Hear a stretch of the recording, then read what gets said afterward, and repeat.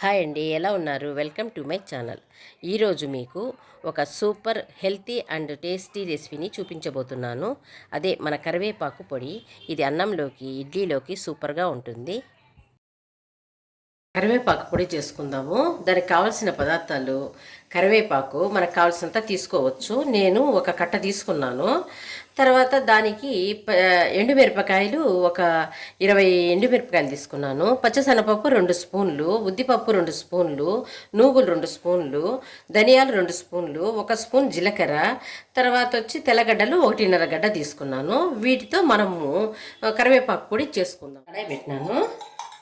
1 spoon oil వేస్తాను. సిమ్లో పెట్టుకోండి. వేడెక్కిన తర్వాత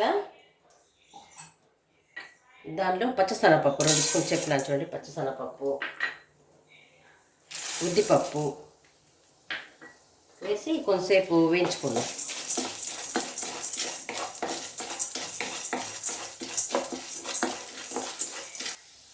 చూడండి, ధనియాలు కొద్దిగా వేగిన తర్వాత ధనియాలు వేసుకొని వేపుకున్నాం.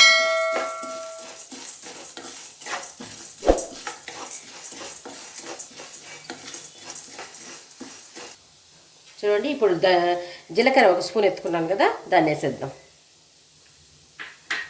వేసి వేపుకుందాం ఒక 2 నిమిషాలు. చూడండి, ఇప్పుడు నూగులు వేసుకుందాము.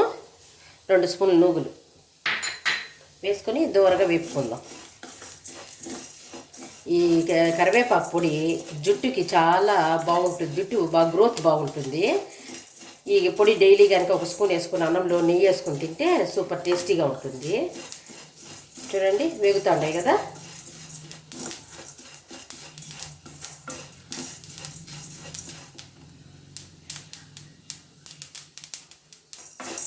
చూడండి, వీటిని బాగా వేగినాయి. ఇప్పుడు వేరే ప్లేట్లో తీసుకుందాం. ఈ ప్లేట్లోకి తీసి పెట్టుకుందాం. చూడండి, ప్లేట్లో తీసుకున్నాను. ఇప్పుడు మళ్ళా కడాయిలో 1 స్పూన్ ఆయిల్ వేస్తాను. కొద్దిగా వేసి ఎండుమిరపకాయలని వేపుకుందాం. కొంచెం బాగా వేగేంత వరకు వేపుకునేద్దాము కొద్దిసేపు. చూడండి, వేగినాయి కదా ఎండుమిరపకాయలు. దీన్ని కూడా ప్లేట్లో తీసుకుందాం.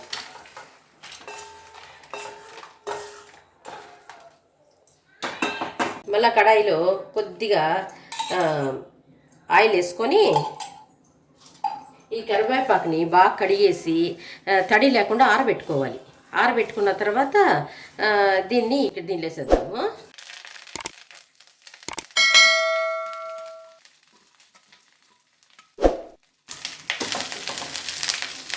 చూడండి, దీన్ని కొద్దిసేపు బాగా ఆయిల్ వేసిన తర్వాత తొందరగా వేగుతాయి.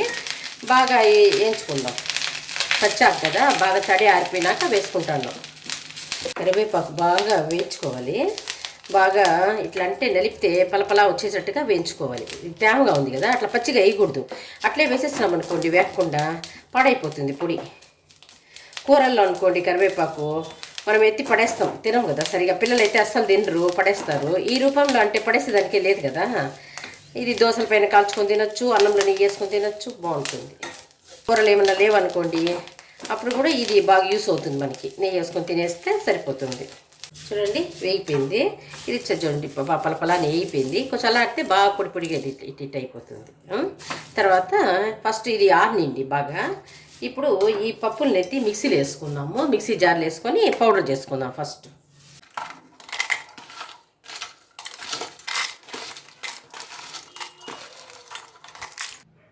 చూడండి, ఆరిన తర్వాత సౌండ్ చూడండి, బాగా పలపలా నెయ్యిపోయింది. మాడిపోకుండా ఎంచుకోవాలి. దీనిలో చూడండి, మిక్సీ జార్లో ఇది వేసుకొచ్చినాను కదా, ఇప్పుడు దీనిలో వేసేద్దాం. దీంట్లో వేసి మిక్సీ పట్టుకుందాం, గ్రైండ్ చేసుకుందాం.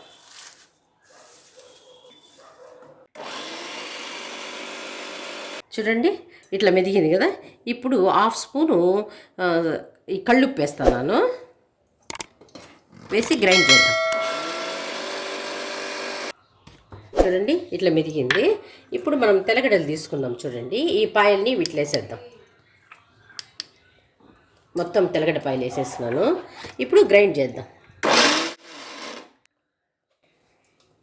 చూడండి, ఇట్లా మెదిగింది. బాగుంటుంది అన్నంలో కలుపుకోండి. ఇట్లా ఉండాలి, మరీ మెత్తగా ఉండకూడదు. ఇట్లుంటే టేస్ట్గా బాగుంటుంది. ఇప్పుడు ఏం చేయాలంటే మనము ఉప్పు వేసాం కదా, కొద్దిగా చూడండి ఇట్లా నోట్లో వేసుకొని చూడాలి. ఉప్పు సరిపోయింది, కొంచెం తక్కువే ఉండాలన్నమాట.